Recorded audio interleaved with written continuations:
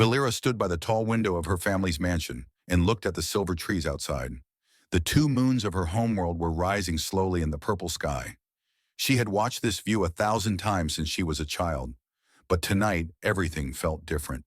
Tonight she had received the worst news of her life. Her mother's words still echoed in her mind. The High Council has chosen you. You will marry a human. It is decided. A human. The word made her stomach turn with disgust and fear. She had grown up hearing stories about humans. They were loud. They were violent. They solved problems with their fists instead of their minds. They laughed too much and cried too easily. They were slaves to their emotions, unable to control themselves like the Selenari could. Her people had been at cold war with the human coalition for 40 years, and now to stop a real war from starting, the two governments had agreed on a political marriage, and she was the sacrifice. Valera touched the cool glass of the window. Her pale blue fingers left no mark on its surface. She was 203 years old, still young by Selenari standards. She had dreams. She wanted to travel to distant galaxies. She wanted to study ancient languages. She wanted to fall in love with someone from her own kind, someone who understood her without words, someone whose mind she could touch with her empathic abilities. But humans were different. Their minds were chaotic, like storms that never stopped. Other Selenari who had met humans described the experience as painful. Touching a human mind was like grabbing a burning flame. It hurt, it confused, it overwhelmed, and now she would have to live with one, sleep in the same quarters as one, pretend to be his wife. The door behind her opened quietly. Valera did not turn around. She already knew who it was. "Sister," said Sarah, her younger sibling, "Mother sent me to check on you." "I am fine," Valera said. Her voice was flat and empty. Sarah walked to her side and stood next to her by the window. They looked alike, as most Selenari did. Pale blue skin, silver hair that fell like liquid metal down their backs, large dark eyes that reflected the moonlight. But Sarah was softer, kinder. She had always been the gentle one. "You do not have to pretend with me," Sarah said softly. "I know you are not fine." Valera finally turned to look at her sister. "Then why ask?" "Because I wanted you to say it. You always keep everything inside, Valera. You never let anyone see your pain." Valera looked away. "Pain is weakness. That is what Mother taught us. Mother is wrong about many things." They stood in silence for a long moment. Outside, a night bird called in the darkness. The sound was lonely and sad. "What do you know about him?" Sarah asked. "The human they chose for you?" Valera shook her head. "Almost nothing. His name is Tai-Ho. He is some kind of diplomat. He was a military medic before. He volunteered for this marriage." "He volunteered?" Sarah sounded surprised. "Yes. Apparently no human woman wanted to marry a Selenari. So he offered himself to save the peace agreement." Valera's voice was bitter. "How noble of him. Perhaps he is a good person." "He is a human, Sarah. They do not have good people. They only have different levels of bad." Sarah frowned but said nothing. She knew better than to argue with her sister when she was like this. The next few days passed like a bad dream. Valera met with council members who explained her duties. She would live on a neutral space station with her human husband. She would attend diplomatic events. She would smile and pretend to be happy. She would show the galaxy that humans and Selenari could live together in peace. "You are doing a great service to your people," one council elder told her. "Your sacrifice will be remembered." Valera wanted to scream at him. She wanted to ask why she had to be the one to sacrifice. Why not someone else? Why not one of the elder's own daughters? But she said nothing. She only nodded and kept her face calm and empty. On her last night at home, Valera walked through the gardens of her family's estate. The flowers were blooming, filling the air with sweet smells. She had played here as a child. She had read books under these trees. She had dreamed about her future in this very spot. Now that future was gone. Her mother found her sitting on a stone bench near the fountain. The older woman stood tall and straight, her silver hair pulled back in a tight style. She looked at Valera with eyes that showed no warmth. "You should be sleeping," her mother said. "You have a long journey tomorrow." "I could not sleep." Her mother sat down beside her. For a moment, Valera hoped she would say something kind, something comforting, something that a mother should say to a daughter who was about to leave forever. "Remember who you are," her mother said instead. "You are Selinari. You are above these humans. Do not let him touch your mind. Do not let him make you weak. Do your duty and bring honor to our family." Valera felt something break inside her chest, but she did not cry. She had not cried since she was a small child. She had learned long ago that tears meant nothing to her family. "Yes, mother," she said quietly. The next morning, Valera boarded the diplomatic vessel that would take her to the neutral station. She wore formal robes of deep blue and silver. Her hair was styled perfectly. Her face showed no emotion at all. As the ship lifted off and her homeworld grew smaller in the window, Valera made a promise to herself. She would survive this. She would do her duty, but she would never let the human into her heart. She would build walls so high and so strong that nothing could break them. She closed her eyes and imagined her future husband. In her mind, he was tall and rough. He had a loud voice and hard hands. He smelled strange and laughed at things that were not funny. He would try to touch her, try to own her, try to break her. But she would not break. She was Selinari. She was strong. The journey took 3 days. Valera spent most of it alone in her quarters, reading reports about human customs and human history. The more she read, the more her fear grew. Humans had fought countless wars among themselves. They had destroyed parts of their own planet. They killed each other over small differences in belief and skin color. What kind of monster had she been given to? When the station finally appeared in the viewport, Valera stood and straightened her robes. Her heart was beating fast, but her face was calm. She took a deep breath and walked toward the docking bay. Whatever waited for her on the other side of that door, she would face it with dignity. She was not prepared for what she found. The docking bay doors opened with a soft hiss. Valera stepped through, her guards walking behind her. She kept her chin high and her eyes forward. Her heart was pounding so loud she was sure everyone could hear it. The neutral station was called Haven. It floated in the empty space between human and Selinari territory. The walls were white and clean. The air smelled like nothing at all, filtered and recycled 1,000 times. Diplomats from both species walked through the wide hallways, trying not to look at each other. A young human woman in a formal uniform approached Valera. She had dark hair and kind eyes. She bowed slightly, which surprised Valera. Humans did not usually bow. "Welcome to Haven Station," the woman said. "My name is Jiwon. I am the assistant to your future husband.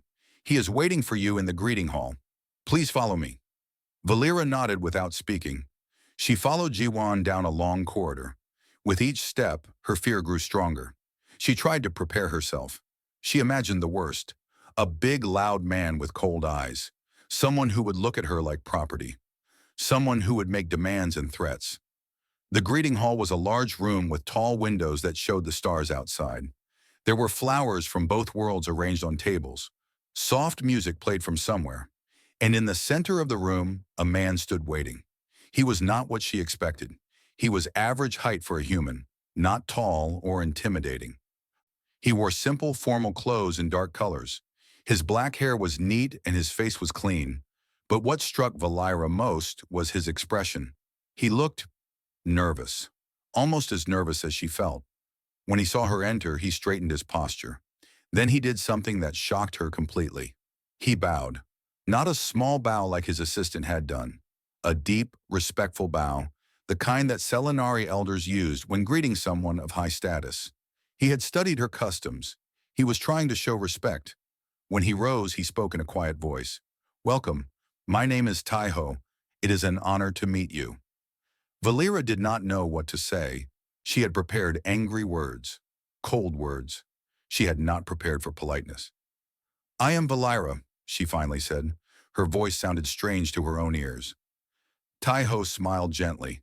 It was not a big smile, not the loud human expression she had expected. It was soft and warm, like the first light of morning. "I brought you something," he said. He turned and picked up a small pot from the table behind him. Inside was a tiny green plant with small white flowers. "This is from Earth. We call it jasmine. It represents new beginnings. I hoped it might help you feel more welcome." He held out the plant with both hands. His fingers were steady, but Valira could see a slight shake in them. He was nervous. He was trying so hard. She took the plant without thinking. The pot was warm from his hands. The flowers smelled sweet and gentle. "Thank you," she said. The words came out before she could stop them. They had dinner that night in a private room. The table was set with foods from both cultures. Valira sat on one side, her guard standing by the wall. Taiho sat across from her, alone. She expected him to talk about himself, to brag about his achievements, to tell her what he wanted from this marriage. But instead, he asked her questions. "What is your homeworld like?" he asked. "I have seen pictures, but pictures cannot capture the truth of a place." Valira was suspicious. "Why do you want to know?" "Because it is your home. It is part of who you are. And I would like to understand you, if you will let me." She studied his face, looking for lies. She found none. So she told him. She described the silver forests and the purple skies. She talked about the two moons and how they created beautiful shadows at night. She explained how her people built their cities to blend with nature, not fight against it. Taiho listened. He did not interrupt. He did not check his communication device. He simply listened, his dark eyes focused on her face, nodding sometimes, asking small questions to learn more. No one had ever listened to her like this, not even her own family. When she finished speaking, she realized an hour had passed. She had talked more than she had planned. She felt embarrassed and quickly closed her mouth. "Thank you for sharing that with me," Taiho said. "It sounds beautiful. I hope someday I can see it." "You would not like it," Valira said quickly. "It is very different from Earth. The air is thinner. The gravity is stronger. Humans find it uncomfortable." "Maybe," Taiho agreed. "But discomfort is a small price for understanding."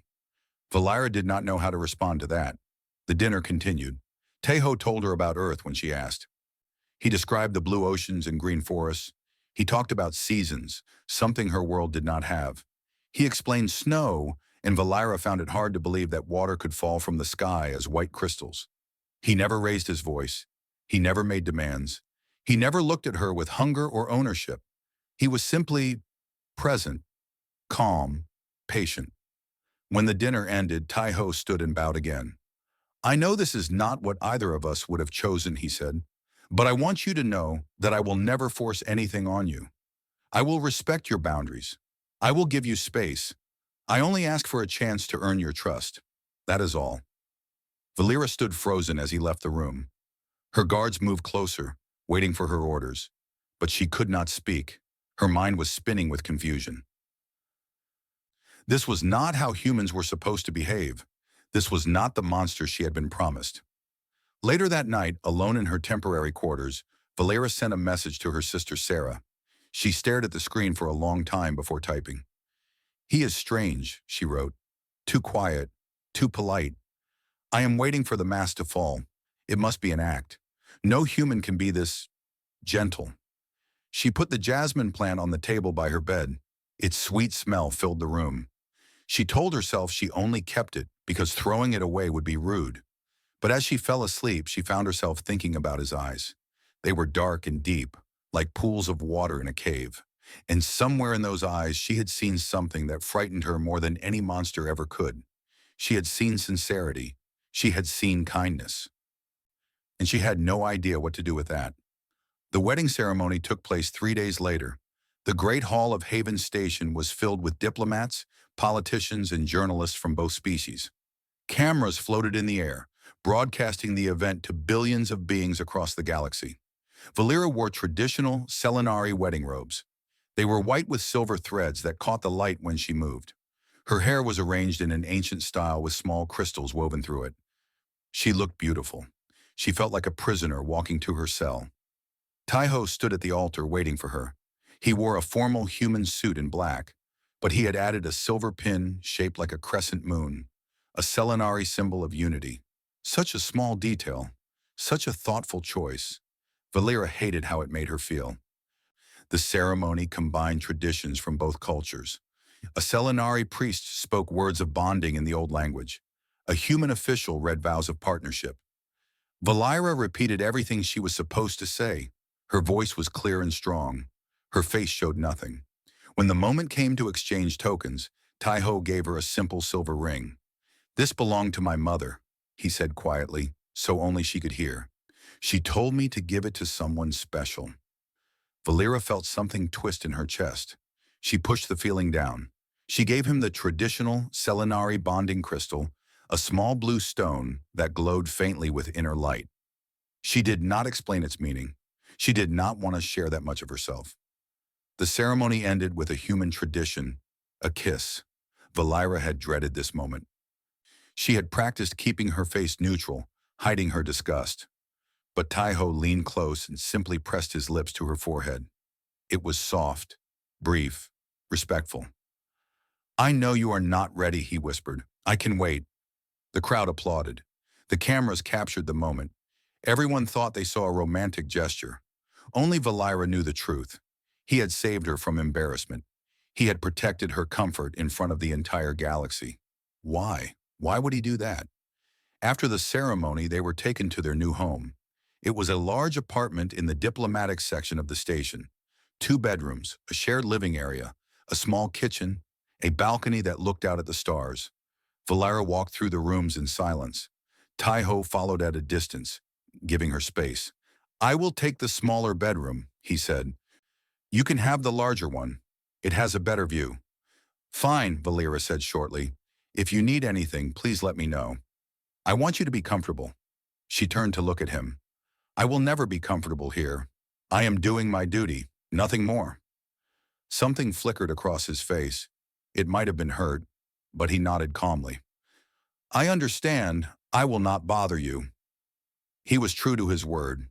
The first month of their marriage passed like 2 strangers living in the same house. Valera stayed in her room most of the time. She worked on diplomatic reports. She read books from her homeworld. She communicated with her sister through video calls. Tai-ho existed quietly around her. He woke early each morning and made breakfast. He always made enough for 2, leaving a covered plate outside her door. At first, Valera ignored it. Then curiosity won, and she tried his food. It was good. Simple, but good. She never thanked him. He learned to make Selenari tea. She found a cup waiting for her each evening, brewed perfectly, with the exact amount of sweetener she preferred. She had never told him her preference. He must have watched and learned. She still did not thank him. He left her notes sometimes, small pieces of paper with simple messages. "There is a beautiful nebula visible from the observation deck tonight." Or, "The library received new books from your homeworld. I thought you might want to know." She read every note. She threw them away immediately after. She refused to admit they made her feel less alone. One evening, Valera became sick. She had eaten something at a diplomatic dinner that her body could not handle. Human food sometimes had ingredients that were toxic to Selenari in large amounts. She spent hours in her bathroom, too weak to call for help, too proud to ask for it. Sometime past midnight, she heard a soft knock on her bedroom door. "Valera?" Tai-ho's voice was worried. "I heard sounds of distress. Are you all right?" "Go away," she said weakly. There was a long silence. Then she heard him sit down outside her door. He did not leave. "I was a medic," he said through the door. "I served for 10 years. I have treated many species. If you are sick, I can help. Or I can call a Selenari doctor. But please, let me know you are okay." Valera tried to stand. Her legs gave out and she fell. The noise was loud in the quiet apartment. The door opened. She had forgotten to lock it. Tai-ho rushed to her side. His hands were gentle as he helped her sit up. His face was pale with concern. "What did you eat tonight?" he asked urgently. "The red sauce," she managed to say. "There was something in it." He nodded. "Probably nightshade. Some human foods contain it. Harmless to us, but dangerous to Selenari." He lifted her carefully and carried her to her bed. His arms were strong, but his touch was soft. He disappeared for a moment and returned with medical supplies. He worked quickly and calmly, giving her medication to neutralize the toxin, checking her vital signs with a small device. "You need to rest," he said. "The worst will pass in a few hours. I will stay and monitor you." "You do not have to," she said. Her voice was weak and she hated how vulnerable she sounded. "I know," he said simply. "But I will anyway." He sat in a chair next to her bed. He did not touch her. He did not speak unless she needed something. He simply watched over her with those dark, patient eyes. Valera fell into an uneasy sleep. She woke several times during the night. Each time he was still there. Once she saw him fighting to keep his eyes open, exhaustion clear on his face. But he did not leave. When morning came, she felt better. The sickness had passed. She opened her eyes and found him asleep in the chair, his head tilted at an uncomfortable angle. Dark circles marked the skin under his eyes. He had stayed awake almost the entire night. For her, a woman who had shown him nothing but coldness. Valera stared at him for a long time.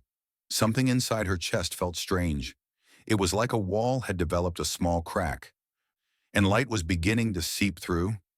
She did not know what to do with this feeling. When he woke, she said 2 words. Just 2 words. But they were the hardest words she had ever spoken. "Thank you." Taiho smiled, that soft, gentle smile. "You are welcome." It was not much, but it was a beginning. 3 months had passed since the wedding. The small crack in Valera's wall had grown slightly wider, though she tried hard to ignore it. She still kept her distance from Taiho. She still slept in her own room with the door locked. But she had started eating breakfast at the table with him.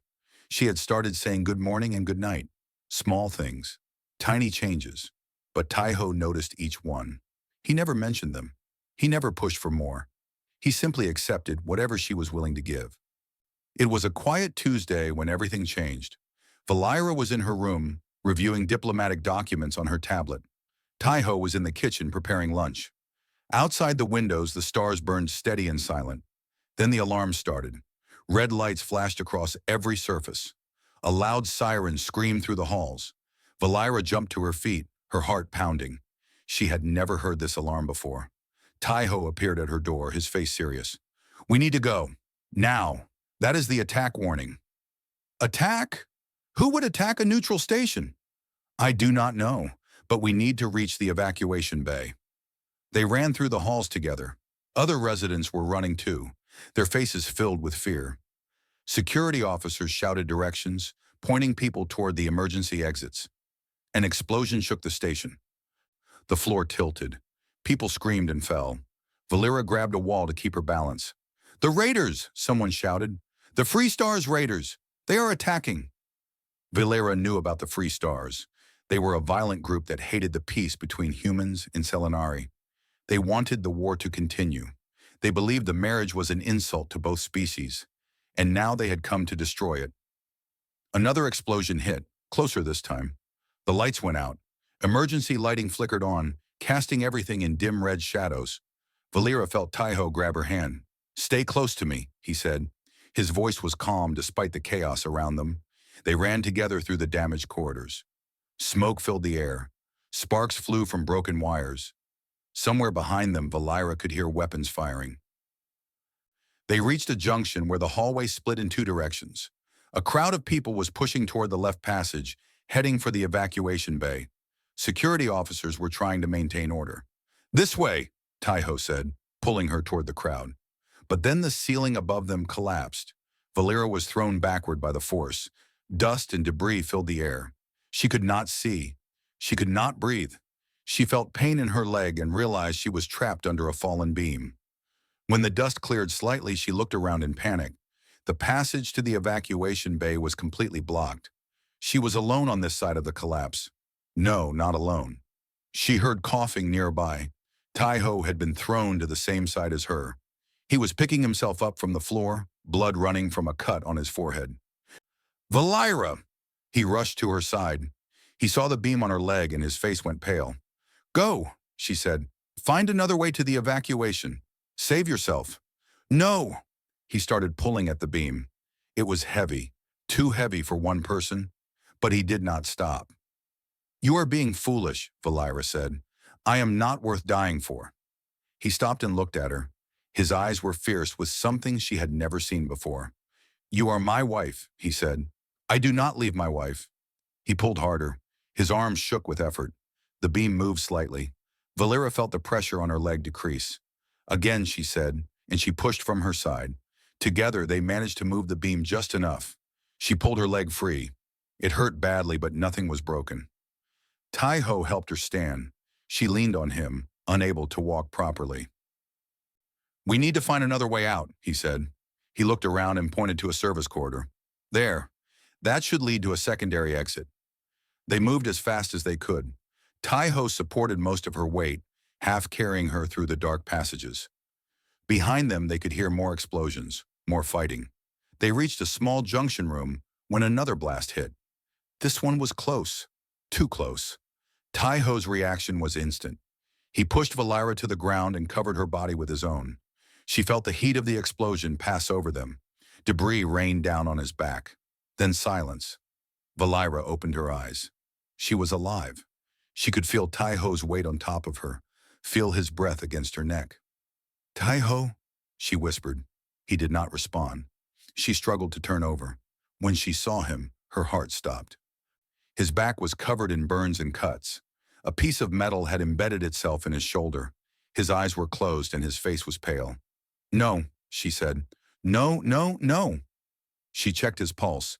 It was there, weak but present. He was alive but barely. Valira looked around desperately. She did not know how to help him. She was not a medic. She did not have supplies. Help! She screamed. Someone please help! For what felt like hours, no one came. Valira held Tai-Ho's unconscious body, trying to stop the bleeding with her hands, with her clothes, with anything she could find. She talked to him even though he could not hear. You stupid human, she said through tears she did not know she could cry. Why did you do that? Why did you save me? I have been terrible to you. I have been cold and cruel. You should have let me die. But even as she said it, she understood. This was who he was. This was who he had always been. He was not wearing a mask. He had never been pretending. He was just good. Simply purely good. The rescue team found them an hour later. Valira was still holding him, still talking to him, still crying those impossible tears. He needs help, she told the rescuers. Save him first, please. They took him to the medical bay. Valira refused to leave his side. She sat in a chair next to his bed and watched the doctors work on him. She watched them remove the metal from his shoulder. She watched them treat his burns. For 3 days, he did not wake up. For 3 days, Valira did not leave. She held his hand.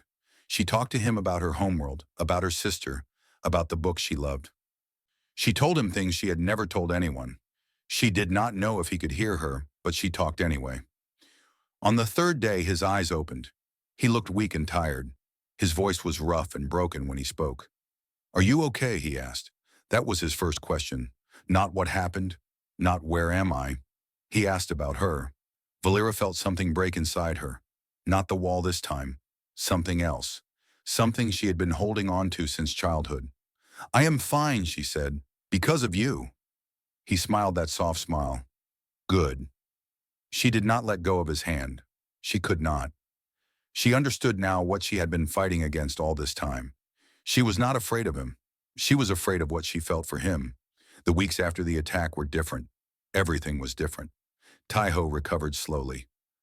His shoulder would carry a scar forever, and his back was marked with burn patterns that would never fully fade. The doctor said he was lucky to be alive. Valira knew luck had nothing to do with it. He had made a choice. He had chosen to protect her. While he healed, Valira found herself doing things she had never done before. She brought him food. She read to him when he was too tired to read himself. She helped him exercise his injured arm, holding his hand steady while he moved it in small circles. The walls between them were gone. She did not remember when exactly they had fallen. Maybe they had crumbled slowly over many months. Maybe they had collapsed all at once when he threw himself over her body to save her life. It did not matter. What mattered was that they were gone. One morning, Tai-Ho was sitting up in bed, looking stronger than he had in days. Valira brought him tea, the kind he liked with honey and lemon. Can I ask you something? He said. Yes. Why did you stay? During those 3 days when I was unconscious. Why did you not leave? Valira sat down in the chair beside his bed. She thought about lying. She thought about making some excuse about duty or politics. But she was tired of lies. She was tired of pretending. Because I was afraid, she said honestly. I was afraid you would die and I would never get the chance to tell you that I was wrong. About everything. Tai-Ho looked at her with those deep, dark eyes. Wrong about what? About humans. About you. She took a breath. I was taught my whole life that humans were monsters, that you were violent and dangerous and could not be trusted. I believed it. I came here expecting to find a beast. Instead, I found... She struggled to find the right word. I found you. He reached out and took her hand. His fingers were warm against her blue skin. I was afraid too, he admitted. I was told that Selenari were cold and emotionless, that you would never see me as anything more than a political tool.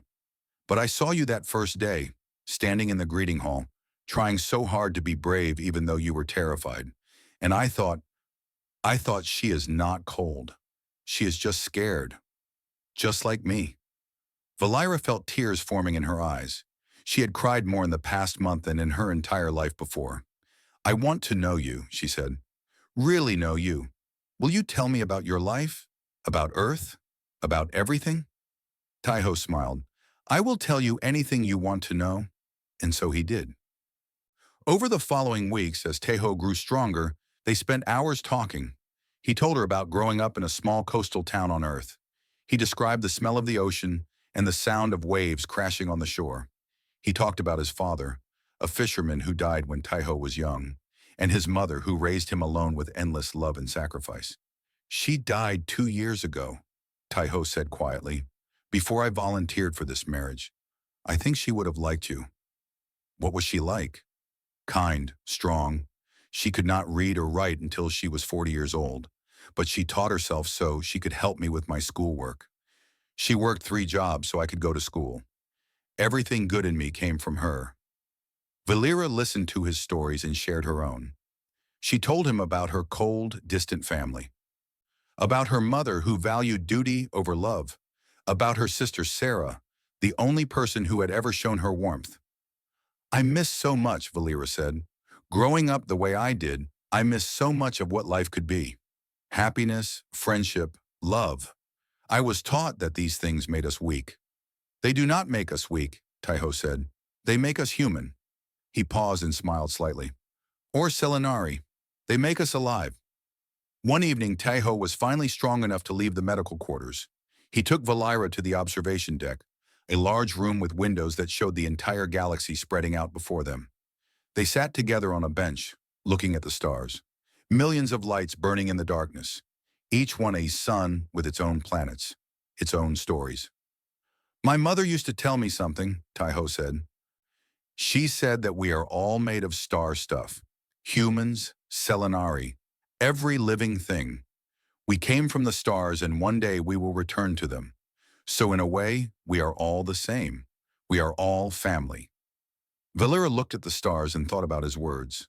Her whole life she had been taught that Selenari were superior, that other species were lesser. But sitting here now, looking at the vast universe, she understood how foolish that belief was. They were all small, they were all temporary, and they were all connected. I like that idea, she said softly. Taiho turned to look at her, the starlight reflected in his eyes. Valira, I want you to know that I do not expect anything from you. This marriage was political. I understand if your feelings are only gratitude or obligation. I will not ask for more than you want to give. She looked at him for a long moment. Then slowly she reached out and took his hand. What if I want to give more? She asked. His breath caught. What do you mean? I mean that I do not know what I am feeling. It is all very new and confusing. But I know that when I am with you, I feel safe. I feel happy. I feel like I am finally becoming who I was meant to be. She squeezed his hand. I want to see where this goes. I want to try. Really try. If you are willing. Taiho's smile was like the sun rising. It was warm and bright and full of hope. I am willing, he said. I have been willing since the first day I met you. They sat together in comfortable silence, holding hands, watching the stars. Neither of them spoke for a long time. There was no need for words. Later that night, as they walked back to their apartment, Valira did something she had never done before. She stopped in the middle of the hallway and pulled Taiho into a hug. It was awkward at first. She was not used to physical contact. Her body was stiff and uncertain. But then Taiho's arms wrapped around her gently, and something inside her relaxed. She felt his heart beat against her chest. It was strong and steady, like everything else about him. "Thank you," she whispered into his shoulder. "For what?" "For not giving up on me." He held her tighter. "I never will." When they finally separated, Valera looked into his eyes. She saw patience there, kindness, understanding, and something else.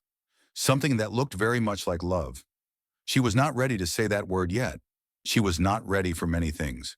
But for the first time in her life, she believed she could be ready someday. And that was enough for now. News traveled fast across the galaxy. Within days of the attack on Haven Station, everyone knew the story. A human husband had risked his life to save his Selenari wife. He had shielded her body with his own. He had nearly died for her. For many it was a beautiful story, a symbol of what the Alliance could become. But for others, it was a threat. Valera first noticed the change in her family's messages. Her mother, who had been cold but polite since the wedding, suddenly became harsh. "You are making a fool of yourself," her mother said during a video call. Her silver eyes were filled with disgust. "The reports say you stayed by his bed for 3 days, that you held his hand, that you cried. Cried, Valera, like a child. He saved my life, Mother. He is human. His life is worth nothing compared to yours. You should have left him to die and saved yourself." Valera felt a cold anger building in her chest. "I would never do that." "Then you are weak. You have become infected by their emotions. I demand that you return home immediately. The High Council will grant an annulment. We will find you a proper Selenari husband." "No." Her mother's eyes widened. In 200 years, Valera had never refused her. "What did you say?" "I said no. I am staying with Taiho. He is my husband. I choose him." The call ended abruptly. Her mother's face disappeared from the screen, replaced by empty static. Valera sat alone in her room, shaking. She had just defied everything she had been raised to believe. She had chosen a human over her own family, over her own species, and she did not regret it. The pressure came from the human side, too. Taiho received messages from extremist groups who opposed the alliance. They called him a traitor, a disgrace to humanity. They said he had sold his species to aliens for political gain. "They sent me death threats," Taiho told her one evening. His voice was calm, but his eyes were tired. "They say they will kill me for dishonoring the human race." Valera felt fear grip her heart. "We need more security. We need to leave this station." "Where would we go? The extremists are everywhere, on both sides." He was right. The hatred was not limited to one group or one world. There were Selenari who wanted them dead for polluting their bloodline. There were humans who wanted them dead for making peace with the enemy. The very peace they represented made them targets. For a while, they tried to live normally. They increased their security detail. They avoided public appearances. They stayed inside their apartment as much as possible. But the enemies found them anyway. It happened during a diplomatic reception. Valera and Taiho were required to attend, to show the galaxy that they were still together, still strong, still a symbol of hope. The event was held in the grand ballroom of Haven Station. Hundreds of guests filled the room. Security was everywhere. It should have been safe. It was not. Valera saw the assassin a moment before he acted. She saw the way he moved through the crowd, too focused, too determined. She saw him reach into his jacket and pull out a weapon. "Taiho!" she screamed. Everything happened at once. The assassin fired. Security officers rushed forward. Guests screamed and ran. And Taiho, without thinking, pushed Valera behind him. The shot hit him in the chest. He fell. The security officers caught the assassin. The crowd descended into chaos. But Valera saw none of it. She only saw Taiho lying on the floor, blood spreading across his white shirt. "No," she whispered. "Not again. Please, not again." She dropped to her knees beside him. His eyes were open but unfocused. His breath was shallow and wet. "Stay with me," she begged. "Please stay with me." The medics arrived and took him away. Valera tried to follow, but someone held her back. She fought against them, screaming his name, until finally someone gave her something that made her calm and quiet. When she woke, she was in a hospital waiting room. Sarah was there holding her hand. Sister, Valera said, her voice rough. Taiho, he is alive, Sarah said quickly. The shot missed his heart. The doctors say he will recover. Relief flooded through Valera's body. She started crying again, those tears that seemed to come so easily now. I came as soon as I heard, Sarah said. I could not let you face this alone. Mother sent you? Sarah shook her head. Mother does not know I am here. She would be furious. She squeezed Valera's hand. But you are my sister. You needed me. That is all that matters. Valera looked at her younger sister with new eyes. All her life, she had thought she was alone. She had thought her family was incapable of love. But here was Sarah, defying their mother, crossing the galaxy to be with her. Maybe love was possible anywhere, even in the coldest families, even in the deepest hatred. When Taiho was stable enough to receive visitors, Valera went to him. He was pale and weak, tubes and wires connected to his body, but his eyes lit up when he saw her. You are okay, he said. His voice was barely a whisper. I am okay because of you. Again. She sat beside his bed and took his hand. You need to stop doing this. Stop nearly dying for me. I cannot promise that. I know. That is what I love about you. The words slipped out before she could stop it. Love. She had said it. Finally said it. Taiho's eyes widened. You. I love you, Valera said. The words felt right. They felt true. I love you, Taiho. I do not know when it happened. Maybe it was when you gave me that jasmine plant. Maybe it was when you stayed by my bed when I was sick. Maybe it was when you almost died the first time. But I love you. And I am tired of being afraid to say it. Taiho's weak hand squeezed hers. I love you too. I have loved you since the first moment I saw you. They stayed like that for a long time, holding hands, looking at each other, saying nothing and everything at once. The next day, Valera made a decision. She contacted the High Council and requested a formal audience. When she stood before them, broadcast across the galaxy, she spoke clearly and without fear. I was taught that humans were monsters, she said. I was wrong. I have met one human who has shown me more honor, more courage, and more love than anyone of my own species. He has saved my life twice. He has given me everything and asked for nothing in return. I will not abandon him. I will not leave him. If you wish to remove me from my position, so be it. If you wish to exile me, I will go. But I will go with him, because he is my husband, and I choose him. The council was silent. The galaxy was watching, and in that moment, Valera felt truly free for the first time in her life. 5 years had passed since Valera stood before the High Council and declared her love for a human. So much had changed. The council had not exiled her. They could not. Her speech had been broadcast across the galaxy, and the public response was overwhelming. Millions of beings from both species sent messages of support. The peace between humans and Selenari, once fragile and uncertain, had grown stronger because of her words, because of her choice. There were still those who hated them. There always would be. But their voices grew quieter each year, drowned out by the louder sound of two species learning to live together. Valera and Taiho had left Haven Station long ago. They now lived on a small colony world called New Dawn, one of the first settlements built by humans and Selenari working together.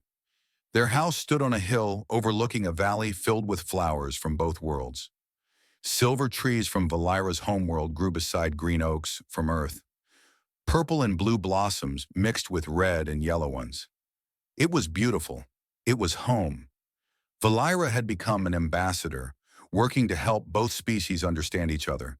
She traveled often, giving speeches, meeting with leaders, sharing her story. She told everyone who would listen that peace was possible, that love was stronger than fear, that two beings from different worlds could build a life together. Taiho had returned to medicine. He ran a small clinic in the colony's main town, treating patients of all species. He never turned anyone away. He never asked for payment from those who could not afford it. The people loved him. They called him the gentle doctor. But the greatest change in their lives had come 3 years ago, when they adopted Yuna. Yuna was a Selenari orphan, just 4 years old when they found her. Her parents had died in an accident on a transport ship. She had no family willing to take her. She was alone. When Valera first saw her in the orphanage, something broke inside her chest. The child was small and thin, with large dark eyes that seemed too big for her pale blue face. She sat alone in a corner while other children played, watching everything with silent caution. She reminded Valera of herself. "I want to adopt her," Valera told Taiho that night. "I know we talked about waiting. I know we said we would consider it later, but I cannot leave her there. I cannot walk away from her." Taiho did not hesitate. "Then we will not walk away." The adoption process took months. There were interviews and evaluations and endless paperwork. Some officials questioned whether a human should raise a Selenari child. Others worried that Yuna would be confused by growing up in a mixed household. But in the end, love won. It always did. Yuna came home on a rainy Tuesday. She walked into their house clutching a small bag that held everything she owned. She looked around at the rooms filled with books and plants and warmth, and her eyes grew even larger. "This is your home now," Valera told her. "You are safe here. You are wanted here." Yuna did not speak for the first 2 weeks. She watched Valera and Taiho carefully, as if waiting for them to become cruel, waiting for the kindness to end. It was Taiho who finally reached her. One evening, he sat beside her on the floor and began building a tower with blocks. He did not ask her to join. He did not push or pressure. He simply played, humming softly to himself. After a long while, Yuna reached out and added a block to the tower. Taiho smiled but said nothing. He kept building. She kept helping. When the tower fell, Taiho laughed. It was a warm, gentle laugh, full of joy. Yuna looked at him for a moment, then slowly she smiled too. It was the first time she had smiled since coming to their home. Now, 3 years later, Yuna was a different child. She ran through the house laughing. She chased the small animals that lived in their garden. She spoke 2 languages fluently, Selenari from Valera and Korean from Taiho. She called Valera Mava, the Selenari word for mother. She called Taiho Appa, the Korean word for father. She was their daughter. In every way that mattered, she was theirs. On this particular evening, the family sat on the porch of their home, watching the twin sunset. New Dawn had 2 suns, one gold and one red. When they set together, the sky became a painting of orange and pink and purple. Yuna sat between her parents, leaning against Taiho's side. She was tired from a day of playing. Her eyes were starting to close. "Appa," she murmured sleepily, "tell me the story." Taiho smiled. "Which story, little star?" "The story of how you and Mava fell in love." Valera laughed softly. This was Yuna's favorite story. She had heard it 100 times but never grew tired of it.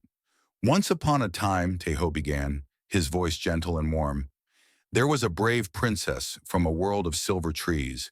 She was scared because she had to marry a stranger from a faraway planet. She thought he would be scary and mean." "But he was not," Yuna added, her eyes half closed. "But he was not. He was just a simple man who wanted to be kind. He gave her a small flower and hoped she would give him a chance. And she did? Not at first. The princess had built high walls around her heart, but the simple man was patient. He waited. He showed her kindness every day, even when she did not want it." Yuna was almost asleep now. "And then he saved her. And then he saved her. And she realized that the walls she had built were not keeping her safe. They were keeping her alone. So she let them fall, and she found something wonderful on the other side." "Love," Yuna whispered. "Yes, love." Yuna's eyes closed completely. Her breathing became slow and even. She was asleep. Valera looked at her daughter, then at her husband. Taiho met her eyes and smiled that soft, gentle smile she had fallen in love with. "I used to think marrying a human would be the end of my life," Valera said quietly, so as not to wake Yuna. Taiho took her hand, careful and tender. "And now?" She looked at the sky full of colors. She looked at the garden full of flowers from 2 worlds. She looked at the sleeping child between them, the daughter of their hearts if not their blood. She looked at the man who had shown her what love truly meant. "Now I know it was the beginning," she said. Taiho leaned over and kissed her forehead. the same way he had done at their wedding all those years ago. I love you, Valera. I love you too, Tejo. The sun set slowly, painting the world in light. The family stayed on the porch together at peace. Somewhere in the galaxy, there were still those who believed humans and Selenari could never truly live together. There were still those who hated and feared what was different. There would always be darkness. But here on this small porch, on this small world, there was light, there was hope, there was love, and that was enough. It had always been enough.